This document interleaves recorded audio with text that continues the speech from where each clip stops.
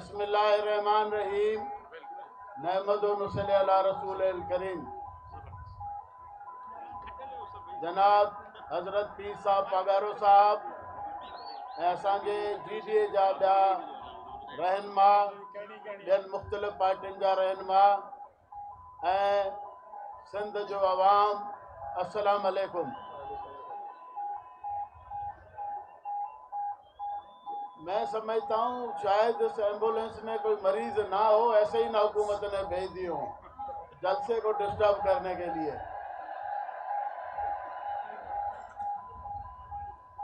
बहरहाल फिर भी आप लोग रास्ता दो, ये उनका ज़र्फ है, ये हमारा ज़र्फ है।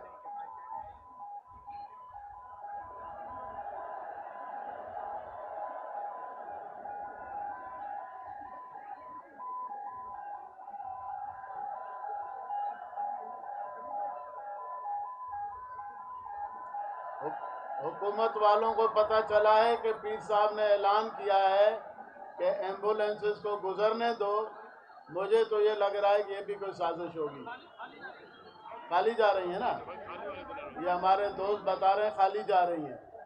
भाई अगर खाली हैं तो उनको ज़रा चेक करके छोड़ो, वरना ये तो अपना धंधा जारी रखेंगे। जो फ्रॉड इन्होंने डे 1 से शुरू किया अभी भी करते रहेंगे।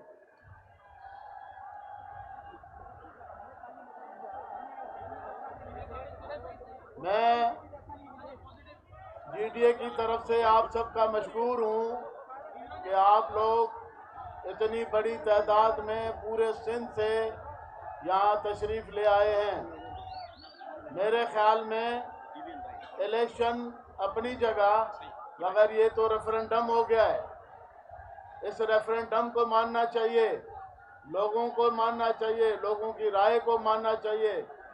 बड़े बड़े जलसे बाकी पार्टियां भी करती हैं, मगर GDA की तरफ से सिंध में ये जो जलसा हुआ है, ये मेरे ख्याल में अपनी मिसाल आप है।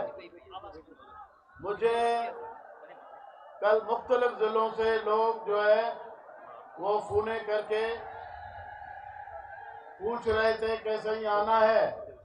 ऐसे ऐसे लोग जो मुख्तलिफ ज़िलों से, तो लोग और ये खुद से आए हैं। कोई इनको ट्रांसपोर्ट नहीं दी गई, कोई इनको खर्चे नहीं दिए गए, कोई इनको जो पीपल्स पार्टी वाले पैसे बांटते हैं वो नहीं बांटे गए, और ये खुद से लोग अपने जेब से खर्च करके यहाँ पहुंचे हैं।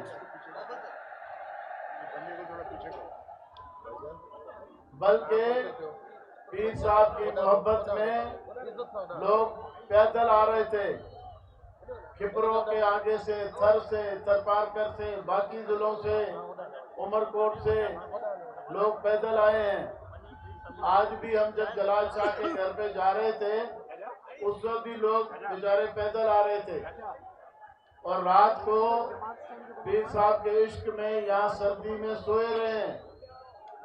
इस तरह से मेरे ख्याल में तो किसी पार्टी में नहीं होता।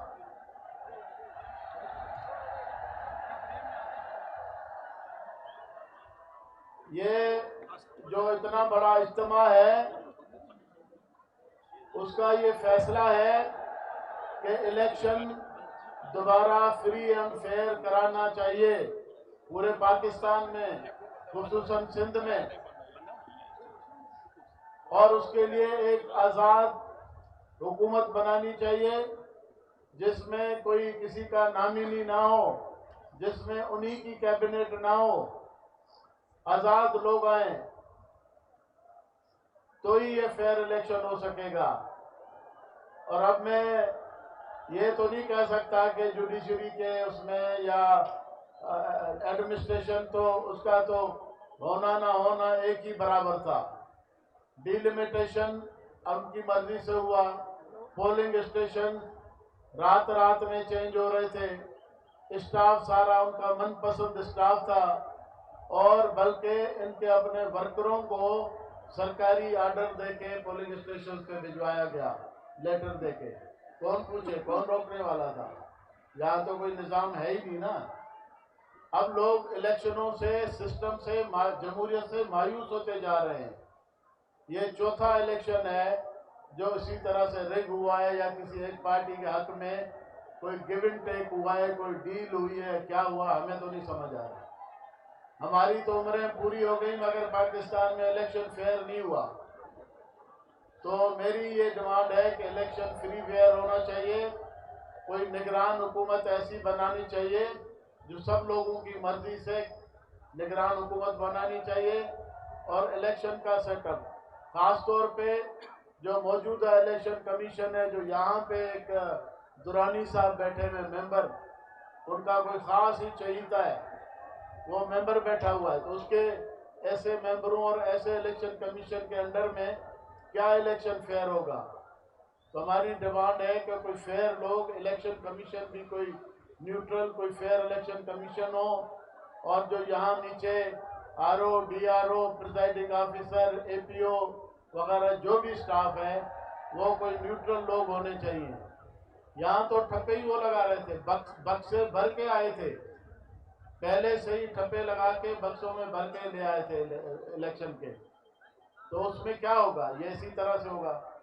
या तो फिर इलेक्शन नहीं कराने हैं तो ना कराओ भाई, लोगों के पैसे भी खर्च करते हो, एनर्जी भी लोगों की ज़ाया कराते हो, और हर 5 साल के बाद ढकोसला करते हो, फिर कहते हो कि 5 साल पूरे होने चाहिए। मैं तो कहता हूं कि जो 58(2)B का जो कानून था ना वो सही था। ये चोर जब चोरियां करते थे तो उनको घर भेजते थे, और ये 5 साल के टाइम पूरे करने वाले चक्कर में लोगों के साथ ज्यादती नहीं होती थी। तो हमारी ये डिमांड है कि हम इस इलेक्शन को रिजेक्ट करते हैं और नए इलेक्शन कराने का मुतालबा करते हैं। मेहरबानी। अस्सलाम वालेकुम।